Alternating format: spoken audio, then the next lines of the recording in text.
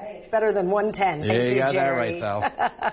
Well, our children's educators don't always get the praise they deserve, and it certainly is a tough job. So National Teacher of the Year and TED Talk speaker Keith Ballard is joining us now to talk about how we as a community can do better to educate our children. Welcome, Keith. Thank you. It's a pleasure and honor to be here. We're happy Appreciate to have you. And apparently you visited 170 schools in 22 countries worldwide. How do schools in the U.S. compare to other countries? Well, let's just say that in the U.S. we have pockets of excellence. So people from around the world come to the U.S. to see some of our schools, but we don't really have a functional system. So I'd say that the impetus of my project was that I went to the 17 highest performing educational countries in the world based on a test called PISA. And it's a test that, you know, it should be a Sputnik moment, but a lot of Americans aren't familiar with it. They give it every 3 years in math and reading and science. And for example, in China, their kids are #1 in the world in math, reading, and science. Our kids are about number 25. So big disparity there. And why? Oh, man, lots of reasons. Lots of reasons. I wish we had hours, but look, here's the main thing. Culture plays into a factor there, but teacher quality. For example, you probably know we have a huge teacher crisis here. Most students in college, they don't want to be teachers. It's a low-status profession. Right. So in China and places like Finland and Germany and Singapore, there's regularly, for every 6 applicants to be a teacher, or every 8, or like in Finland, every 10, only 1 is selected. They give a lot of autonomy to teachers. They treat teachers professional. They're not constantly bashing and politicizing the profession. But here's the main thing.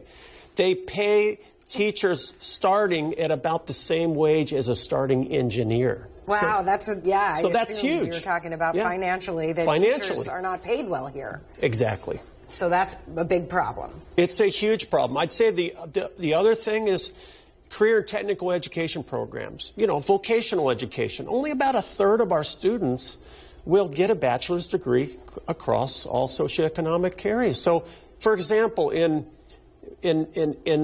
Finland, you know, it's just much different. And then, you know, about 50% of their kids are in vocational programs. I'm talking about programs so good that they have about 300 professions to select or career options, and they can seamlessly go from high school, certified, school to career, ready to go. We don't do that here. Ours is more like a slogan. Well, what would it take, Keith, for the American system to be more like China or Finland? Okay. Great question. Here's what I found out going to 170 schools. At every school, I always ask the same question. How often do you see Americans?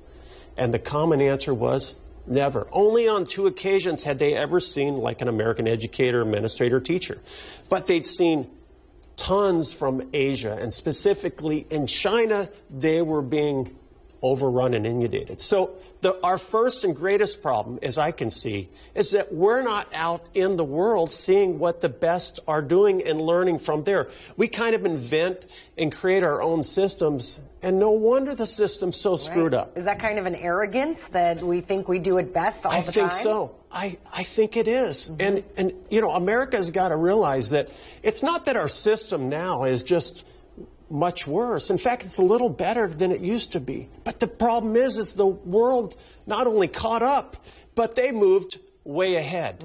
And they're trying to get what we have. And they're more than happy to take it all away from us. All right, that seems like an overwhelming problem. It is. So what is one simple tip that teachers can do that are willing to take the lower pay scale here in America to make education better for us? Because that's a simple step, at least a place we could start. It is. And the only thing that I could say is that teachers like myself, if there was just another 1,000 Keith Ballards out there, or 10,000, informing the public, look, these are the things that we need to do. Teachers need to be much more vocal about their profession and what we need to do. What parents can do is, hopefully, I've got a book out. It's called Stealing from the World's Best Schools. And it talks about this hyper-competitive educational race. So whether you're a parent or a grandmother or grandfather, or just an American concerned, this is a great book that you can get, and you can see that, look, you'll understand it. You'll understand this hyper-competitive problem. Hey, folks, average is over in this world. Brains are everywhere. And you better be ready, because it's going to get even more hyper-competitive in the world. All right, Keith Ballard, thank you for being here with us this morning. Such an important topic, and hopefully it'll motivate people to do something. And thank you for having me here. You're welcome. Thanks. We'll be right back. Yeah, seriously.